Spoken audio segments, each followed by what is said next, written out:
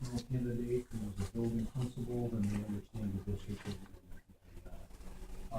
You'll get a combination of either, at a minimum, of building level principalships, and small school superintendents.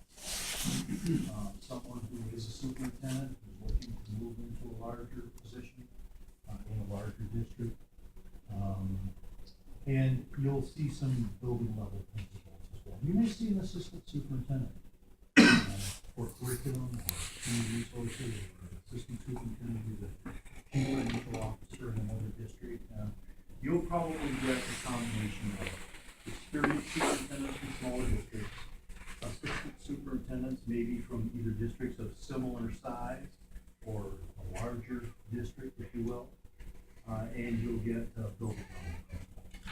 This is more of a guide too. Yeah, it's just a guideline for me as I look at what it is you think is the most important thing for you. And,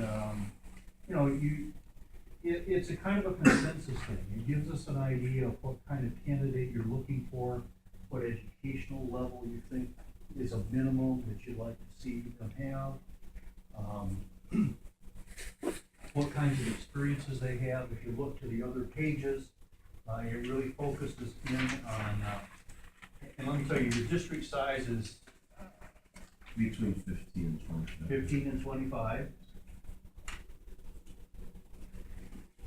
The salary and compensation, and let's take a minute just to kind of review this.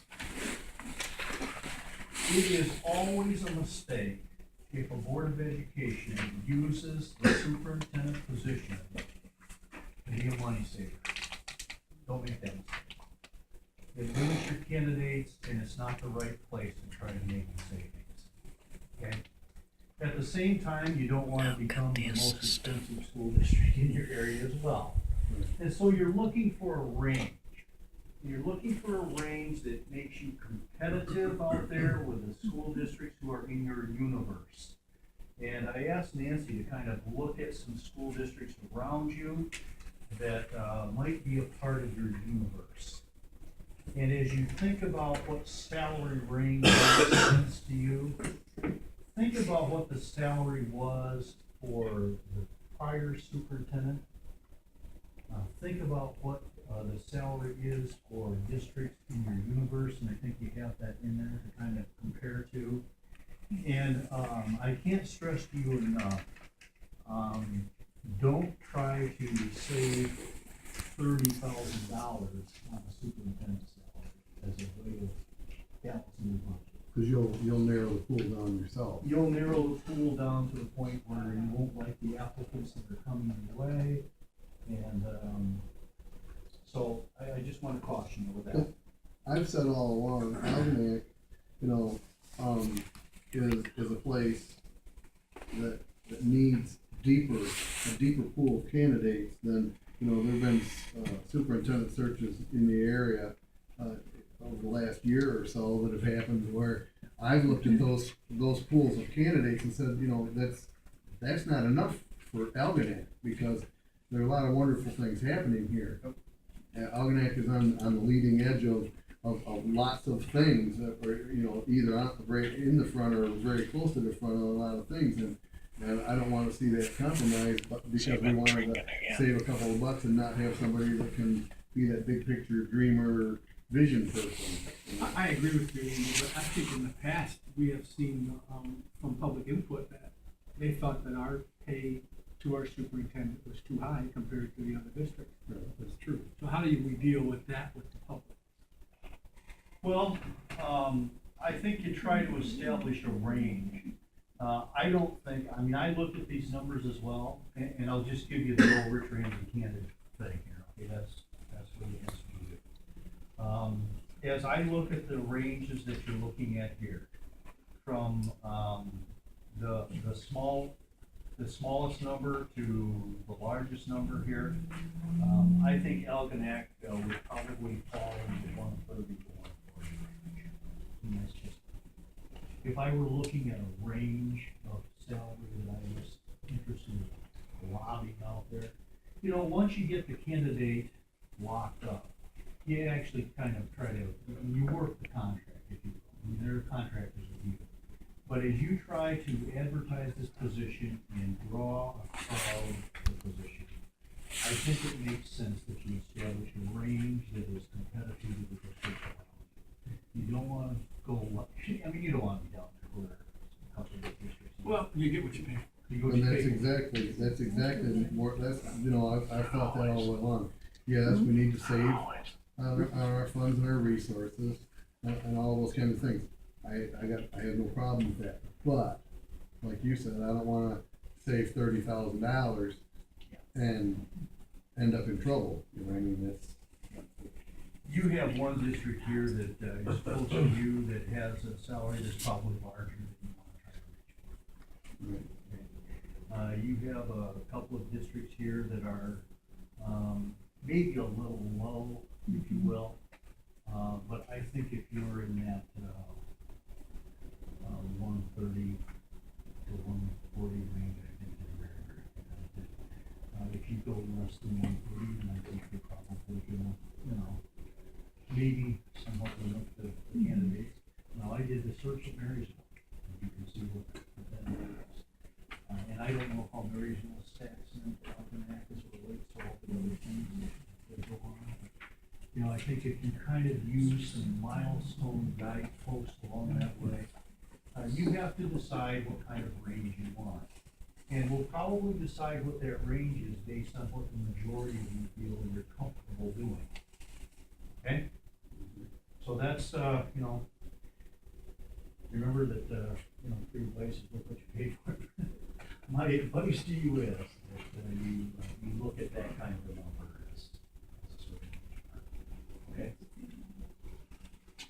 No, I've got another question. What happens if you have the public meeting and salaries come up and the 6 or 8 or 10 people, have,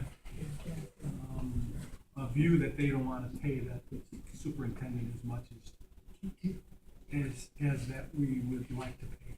What do we do then as a board? Well, I think as a Board of Education, you take a stand with whoever it is that has the issue and explain to them why you think you're right in that issue. One of the things I always want to stress to you as a board, you were elected by the citizens of this community to make this decision. And you need to follow your nose and the good common sense that God gave you in representing your community the best way you know. Am I gonna make everybody happy? Heck no.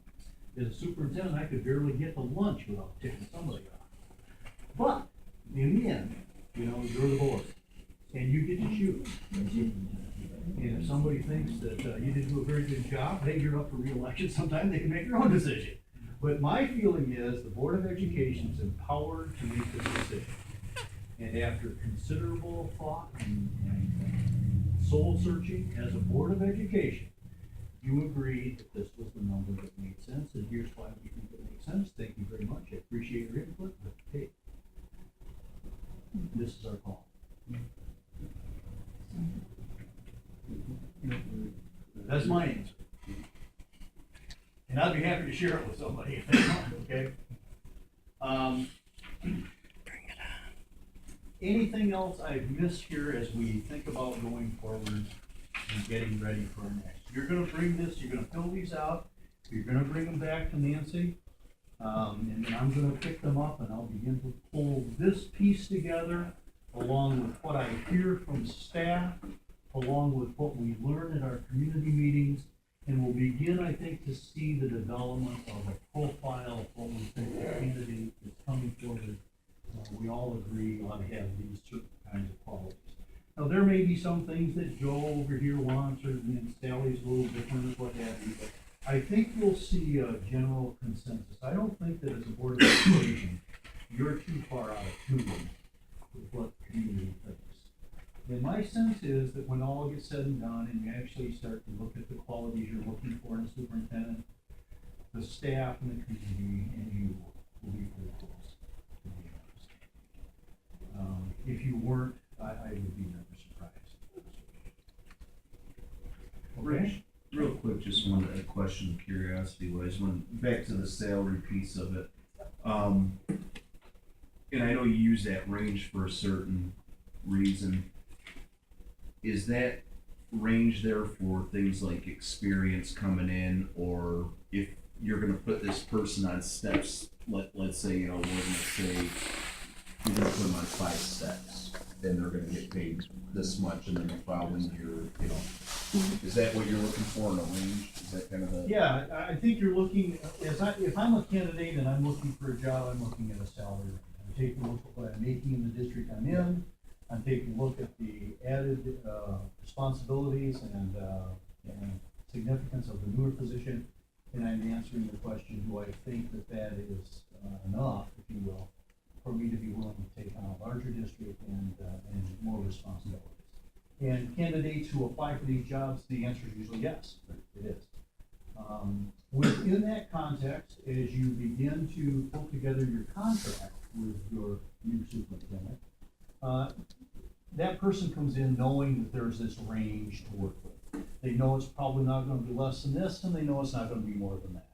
And so as a board, then you have some flexibility to look at their experience that they've had, the educational level they bring to the table, your sense of, what fits, and you talk with them about, what the real number is gonna be. Amount of years on the contract. Yeah, amount of years on the contract. I will tell you this, I would never offer anyone less than a 3-year contract.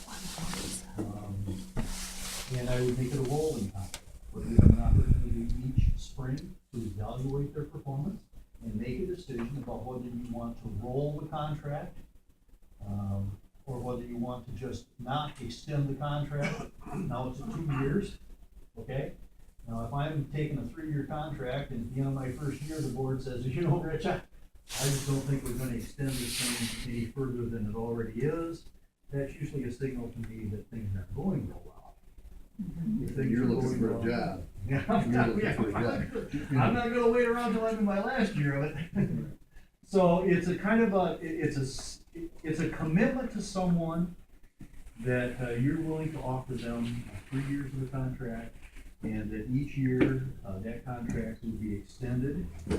So they would always have a 3-year contract, as long as their performance appraisal meets the standard that you want. Is that a standard rule of thumb too That's a also? real standard rule of thumb. I don't think you get anybody otherwise. Right. No, you won't. We couldn't offer less. No. No, and you can't offer more than 5. Municipal. You can't offer more than 5. So, I usually coach, districts to look at a 3-year contract, and have an understanding with the superintendent, that there's a performance appraisal every year. And if things are going well and we like what we're doing, we'll continue to roll that and keep it as a 3-year contract. When and if it becomes something, less than that, that's usually a signal that the marriage just isn't working out. Okay? All right, we're gonna be back together again. I will see you. So maybe on the 29th, Yep, I will see you on the 29th and back here on the 18th. and back here on the 18th. Now, everybody have my business card? No. Need those? Yes. Sharon doesn't have one either. I know I have one, I just don't know where it was. Here you go. Take one of those. In the lower right corner of that card is my cell phone. And, it has a voicemail on it. I usually answer it, but in the event that I'm in a meeting or something and I can't, just leave a message, and I'm very good about answering my phone messages. And or slash, if you feel you'd like to reach out to me via email, there's an email address on there that you can reach me at. And I'm pretty darn good about returning my email messages as well. So, I will also share that business card with other employee groups that I meet with. And I'll have business cards available for community meetings as well, in case somebody wants to do that. You all set, Beth? Got this? All right. How am I doing so far? It's not too bad. We need to get going. It will be rare that we have a work session that lasts past 9 o'clock. It just won't. You're tired, I am, we both worked all day. That's not a problem. There might be an occasion that we go over the most part. Did you have any questions for me? Don't hesitate to ask, okay? We'll have some fun. This isn't how it works. Okay, anything else? I can't think of it. Thank Thank you very much for You're coming. most welcome. Let me know when you have the agenda and who we're meeting with and what time. Okay? Yes, sir. I'll wait to hear from you. Make a motion to adjourn. Support. Then moves and supported. Chuck,